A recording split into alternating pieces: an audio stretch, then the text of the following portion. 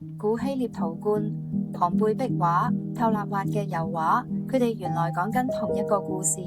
今日我會用20幾件藝術品，跨越幾千年，帶你哋用藝術家嘅視覺認識希臘神話奧德賽。要講奧德賽，我哋先要認識一個人——荷馬。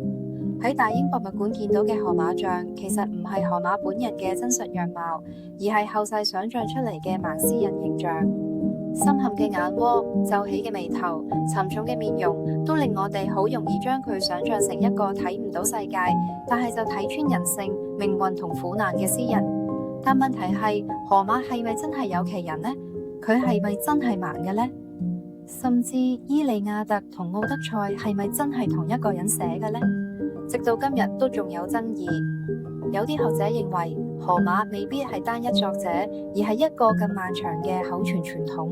換句話講，荷馬未必只係一個人名，佢亦都可能係幾代古希臘吟遊詩人共同創作、記憶同傳承嘅象徵。不過，無論荷馬係一個人定係一個傳統，流傳到今日，歸於佢名下嘅有2部史詩，就係《伊利亞特》同埋《奧德賽》啦。伊利亞特講嘅係特洛伊戰爭最後階段嘅故事，重點圍繞有希臘第一戰士之稱嘅阿基里斯嘅憤怒同由此引發嘅一連串悲劇。而奧德賽就係伊利亞特之後嘅故事。如果伊利亞特係一部關於戰場嘅史詩，奧德賽就係一部關於返屋企嘅史詩。奧德修斯喺伊利亞特入面已經係一個好精明、好識講嘢、好識用計仔嘅人物。去到奧德賽，呢一種智慧就變成佢求生同返屋企最重要嘅武器。呢2個主題其實可以透過畫作直接睇得到。而畫家柯格爾呢一幅荷馬的頌讚，就好似直接將荷馬抬到神壇上面。你見到畫面正中央，荷馬坐喺高台上，頭上仲有勝利女神為佢戴嘅桂冠。佢腳下2位女神化身就分別代表伊利亞特同埋奧德賽。紅色嗰位手上拎住劍，象徵伊利亞特；綠色嗰位手上拎住杖，象徵奧德賽。呢個安排好清楚咁話俾我哋知，一邊係戰爭，一邊係返屋企，一邊係暴力同埋榮耀，一邊係漂流同埋歸途。大家要記住，奧德賽係一個流傳咗接近3000年嘅故事，所以去到唔同年代，藝術家都會用自己時代嘅方式重新演繹同一個神話。有時喺古希臘陶罐，有時係喺古羅馬壁畫，有時喺文藝復興繪畫，有時喺19世紀油畫。唔同年代、唔同媒介嘅藝術家，其實都喺度問緊同一個問題：為咗返屋企，一個人可以承受幾多嘢呢？就好似呢件大英博物館收藏嘅古希臘陶罐，公元前500多年製造。陶罐上嘅人物用黑色剪影呈現，線條簡潔，但動作非常有力。古人當時冇油畫布，亦未有後來成熟嘅透視法，但佢哋已經可以靠幾何化嘅身體、重複嘅線條同清晰嘅動作，表現英雄同怪物搏鬥時嗰種力度同張力。所以呢一類陶罐唔只係裝飾品，仲係古代世界一種重要嘅視覺敘事媒介。另外，你會見到男主角有時叫奧德修斯，有時又叫尤利西斯。呢一幅奧德修斯戴上皮萊烏斯姆壁畫出土自古羅馬龐貝古城，古希臘人叫佢 Odysseus， 意思大概係被憎恨、被詛咒之人。去到羅馬世界，呢個名字就逐漸被拉丁化成 Ulysses， 名改咗，但人物形象同故事核心冇變。奧德修斯離開特洛伊之後，就帶住船隊啟程返鄉。點知喺航行之中，佢哋遇上風暴，船隊被吹離航線。對古希臘人嚟講，大海從來唔只係自然景觀，而係神明意志嘅舞台。當海神波塞頓發嬲，海面就會變成一個可以吞噬一切嘅地方。經過幾日漂流，奧德修斯一行人終於去到第一個誘惑之地——食蓮者之島。留意畫面入面，成個空間充滿黃昏一樣嘅粉紅色朦朧光線。藝術家冇用好強烈嘅對比，反而用大量暖色，營造出一種令人昏昏欲睡、近乎迷幻嘅氣氛。島上植物茂盛，居民又好似非常友善，奧德修斯派咗3個人上岸揾食物同水，島上嘅人熱情招待，仲請佢哋食一種果實，但呢種果實原來係傳說中嘅蓮花，食咗之後會忘記所有嘢，包括屋企、家人同目標。3個船員食完之後就淨係想留喺度繼續食，完全唔想離開。奧德修斯見到咁嘅情況，即刻將3個船員強行帶返上船，因為佢知道呢種誘惑最危險嘅地方唔係痛苦，而係舒服。佢唔會殺死你，但只會令你忘記自己原本想去邊一度。呢一幅食連續之地其實唔係直接畫荷馬原著，而係受19世紀英國詩人丹尼生嘅詩作啟發。即係話，一個古希臘神話可以先由口傳變成史詩，再由史詩變成詩歌，再由詩歌變成繪畫，最後一路傳到至今。離開蓮花島之後，奧德修斯就去咗獨眼巨人之島。佢從船上揀咗12個部下一齊入咗一個巨大嘅山洞。起初佢哋仲以為洞入面有食物、有羊、有芝士，可能仲會得到主人嘅款待。點知好快發現呢度嘅主人唔係普通人，而係獨眼巨人波利菲摩斯，亦即係海神波塞頓個仔。獨眼巨人返到山洞之後，用巨石封住洞口，然後捉起2個船員，當場食咗佢哋。奧德修斯知道硬拼必死無疑，於是佢用烈酒灌醉巨人，再同巨人講自己個名叫 Nobody， 即係無人。等到巨人熟睡，奧德修斯就同船員一齊將一支燒紅咗嘅木樁刺盲咗巨人唯一一隻眼。巨人痛到大叫，其他巨人喺洞外面問：邊個害你啊？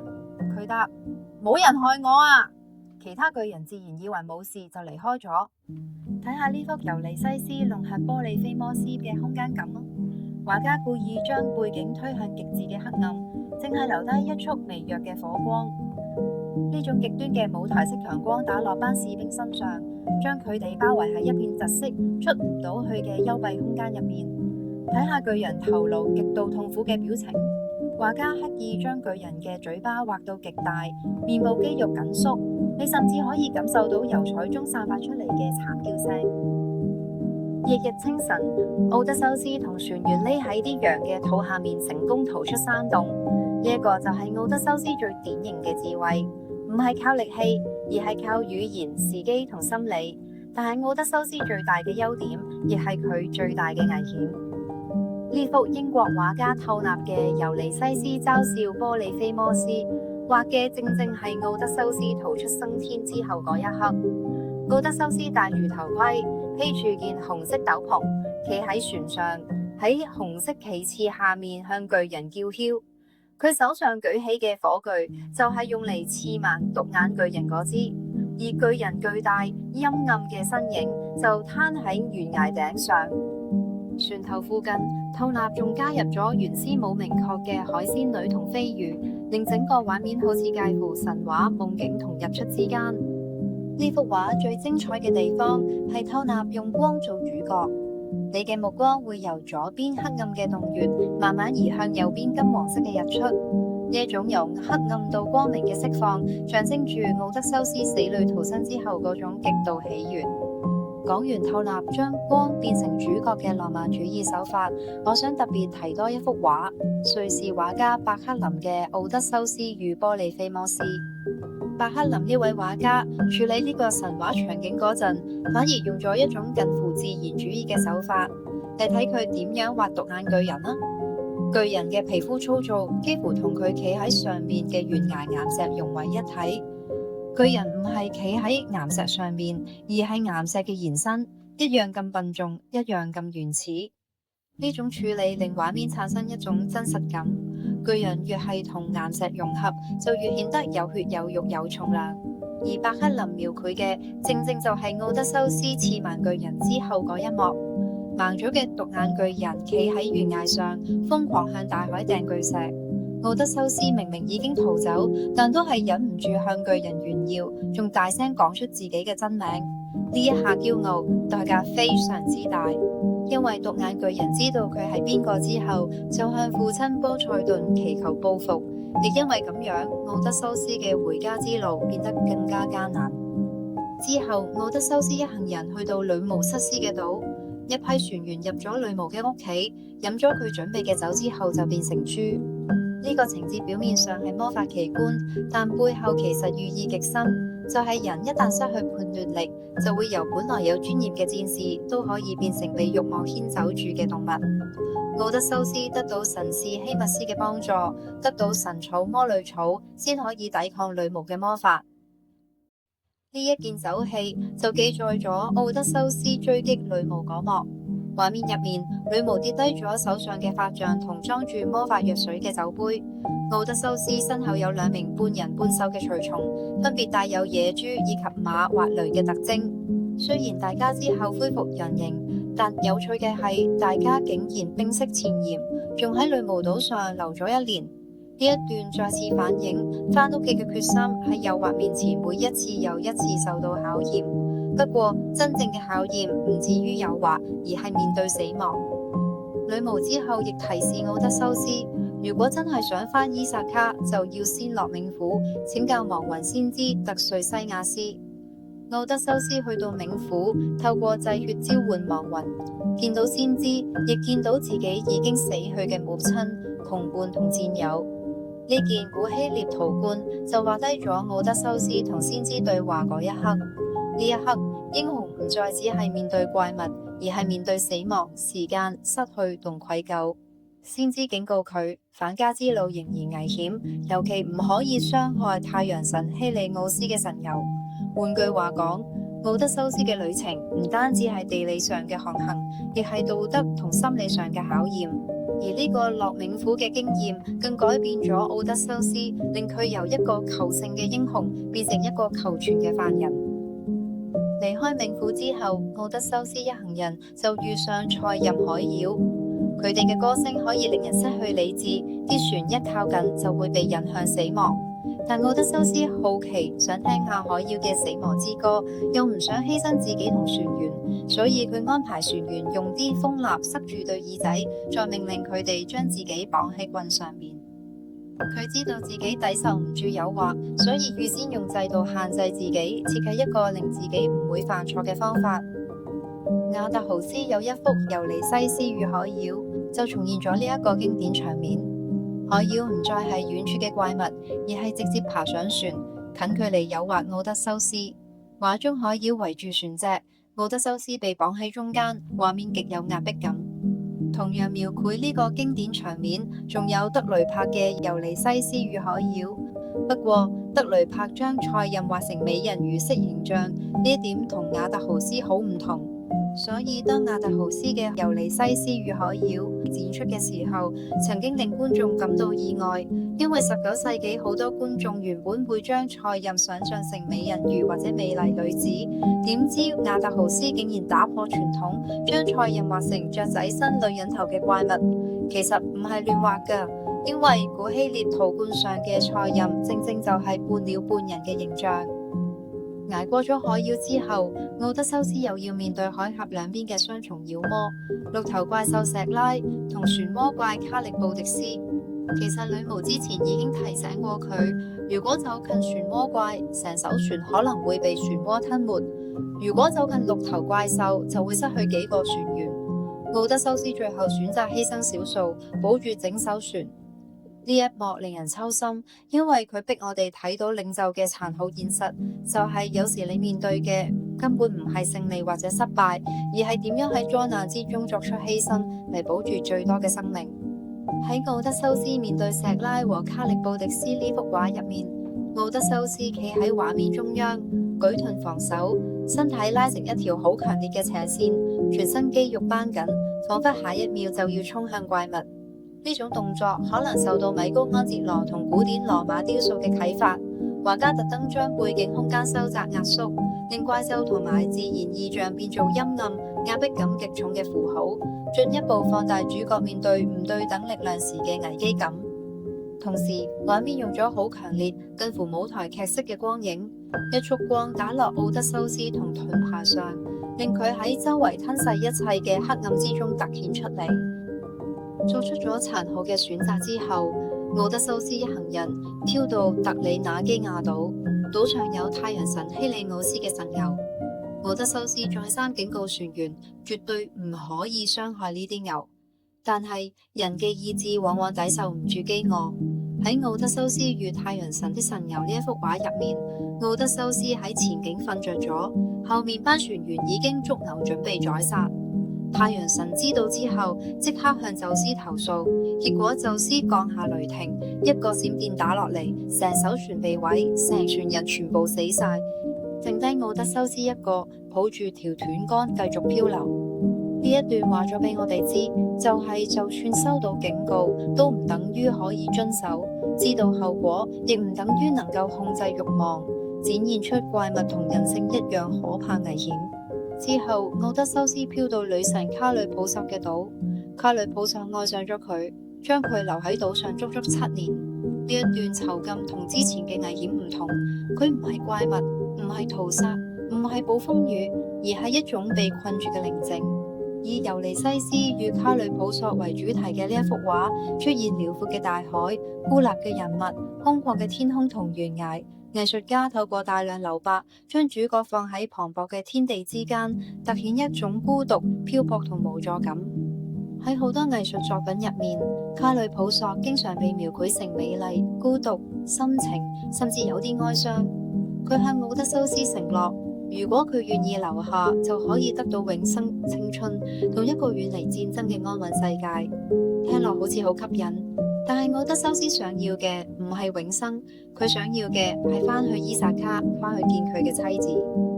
7年之後，智慧女神雅典娜見到奧德修斯長年無法返屋企，於是向宙斯求情。雅典娜提醒眾神，特洛伊戰爭已經結束咁耐，其他人好多都已經返到屋企，唯獨奧德修斯仲被困喺海中央一個孤島，無法返去自己嘅國土。宙斯決定介入，派神使落去命令卡呂普索放人。卡呂普索聽到命令之後，其實非常唔甘心，佢甚至抱怨眾神雙重標準。男神愛上凡間女子，往往冇人阻止，但女神愛上一個凡人，卻要被迫放手。不過，宙斯嘅命令始終無法違抗，佢最後只能眼白白目送奧德修斯離開。呢一幅畫就呈現咗奧德修斯離開嗰幕。得到自由之後，奧德修斯自己做木筏出海，可惜波塞頓再次掀起風暴，將木筏打散。奧德修斯最後先飄到菲亞克斯人嘅土地。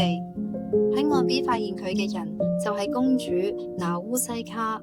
當時奧德修斯又攰又狼狽又污糟，匿喺樹入面瞓覺。第二朝，公主去河邊洗衫，啱啱就遇到佢啦。奧德修斯和拿烏西卡的相遇呢一幅畫就展示咗呢一幕。奧德修斯冇亂衝上前，只係保持距離，好有禮貌咁求助。公主冇走，反而俾衫同食物佢，仲教佢入城向皇后求救。呢一次相遇令奧德修斯重新得到人類社會嘅接納，亦都係佢返屋企之前最後一個重要轉折。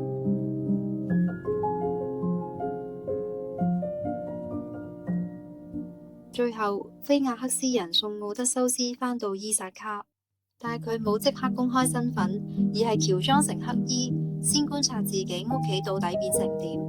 第一個認出佢嘅係佢嘅老狗亞爾哥斯。呢一幕好感人，因為亞爾哥斯等咗主人20年，一認出奧德修斯之後，仿佛等到最後一個願望完成，佢就安然死去。呢一幅畫出自英國維多利亞時期畫家布里頓·利維埃。利維埃一生畫過好多以動物為題材嘅作品，尤其中意畫狗。據說佢曾經講過，大意係如果你唔中意狗，就冇可能畫得好佢哋。所以選擇奧德修斯同老狗重逢呢一幕，因為喺成部史詩入面，亞爾哥斯可能係最純粹、最無條件等待奧德修斯嘅。之後，奧德修斯繼續觀察自己屋企發生緊咩事。原來一班求婚者長期霸佔佢嘅宮殿，消耗佢嘅財產，逼妻子潘尼洛普改嫁，亦威脅佢個仔鐵拉馬庫斯。潘尼洛普唯有宣布舉行一場弓箭比賽，只要邊個可以拉開奧德修斯留低嘅弓，再一箭射穿排成一條線嘅12個斧頭窿，就嫁俾邊個。結果所有求婚者都失敗晒，直到呢一位黑衣接過把弓，佢輕輕易易就拉開咗，一箭射出。呢一個時候，全場先知道原來佢就係奧德修斯。奧德修斯呢個時候撕開偽裝，同佢個仔鐵拉馬庫斯並肩作戰，喺皇宮大廳大開殺戒。呢一個陶罐就用一幅連續嘅畫面，將成場屠殺嘅混亂原原本本咁畫咗出嚟。呢一幕可能非常暴力，甚至睇到有啲人心驚。但係古希臘史詩嘅世界入面，呢一場殺戮唔單止係報仇，更加係一種恢復秩序嘅方式。被人霸佔嘅家園必須要重新交翻去真正主人嘅手上。最後，奧德修斯終於同苦守20年嘅潘尼洛普相認。原來潘尼洛普喺過去嘅日子，並唔係只係一個等丈夫翻嚟嘅被動角色。喺過去20年，佢其實同奧德修斯一樣，用智慧打一場無聲嘅戰爭。呢幅倫敦國立美術館收藏，由平圖里喬所畫嘅潘尼洛普與追求者們，可以話係用一幅畫講盡成個奧德賽嘅故事。畫中，潘尼洛普坐喺織機前，為咗拖延婚事，諗出一個計策，就係同求婚者講，自己要先為家中長輩織好裹屍布，完成之後先會揀一個人下嫁。原來佢日頭織完，夜晚又偷偷拆，所以塊布永遠都織唔完。畫下面有一隻貓，正喺度畫緊啲毛球。呢一個細節，好可能就係暗示潘尼洛普日頭織、夜晚拆、瞞天過海嘅把戲。呢一幅畫最有趣嘅地方係佢唔止係畫潘尼洛普等待嘅一刻，仲將奧德賽好多情節同時放入同一個畫面。畫面入面有個後生仔，有人認為佢可能係鐵拉馬庫斯，佢手指向身後窗外，好似引導我哋去望向奧德修斯嘅旅程。窗外有一艘船，船上嘅奧德修斯被綁喺桅杆上，佢畫出佢遇到海妖嘅故事。岸邊就出現女巫瑟斯，佢曾經將奧德修斯一部分船員變成豬。畫面左上方有一座宮殿，代表菲亞克斯人嘅皇宮。翻返嚟前景，潘尼洛普身邊圍住幾個求婚者，呢啲求婚者以為自己喺度等待答案，其實潘尼洛普一直用自己嘅智慧拖延時間。而畫面右上角有一個人物，學者推測好可能就係奧德修斯本人。經過20年嘅漂泊，佢終於返到屋企，但就喬裝成黑衣唔俾人認出嚟。大家可以留意下呢一位扮成黑衣嘅奧德修斯，身上着住紅藍色嘅衫，啱啱好呼應潘尼洛普背後張弓嘅顏色。喺故事入面，全天下只有真正嘅奧德修斯拉得開張弓，而呢一張弓都成為佢反客為主，解決晒成班求婚者嘅關鍵。呢一幅畫明明講緊古希臘史詩，但係畫入面嘅人着嘅唔係古希臘服飾，而係文藝復興時期嘅潮流服裝，甚至連啲船起嘅樓同埋隻貓，全部都係畫嗰個年代嘅產物。其實平圖里喬將唔同時空嘅劇情塞埋一齊，呢一種手法喺藝術上邊叫做連續敘事，即係好似將成套戲嘅精華壓縮喺同一個畫面咁。換句話講，畫家唔想大家覺得奧德賽只係一個離我哋好遠死板板嘅神話，而係想將呢一個故事活生生咁樣帶入生活，令當時嘅觀眾更有共鳴。奧德賽從來唔只係一個古希臘英雄嘅冒險故事，佢講嘅係人點樣面對誘惑，點樣經歷痛失，點樣喺漫長漂泊之後仍然記得自己想返去邊。而潘尼洛普同奧德修斯其實係同一個故事嘅兩面，一個喺海上漂流，用智慧求生；一個喺家中等待，用智慧抵抗。20年之後，佢哋終於相認。而奧德賽真正令人反思嘅地方，就係屋企從來唔只係一個地方，係當你經歷過一切之後，仍然冇忘記到自己嘅身份、責任同埋當初嘅目標。如果你中意今日帶你用藝術家嘅眼光、鑑賞家嘅視覺去聽神話故事，請幫我 like、訂閱同埋分享俾你身邊想學藝術或者中意聽故事嘅朋友啊！我哋下集見。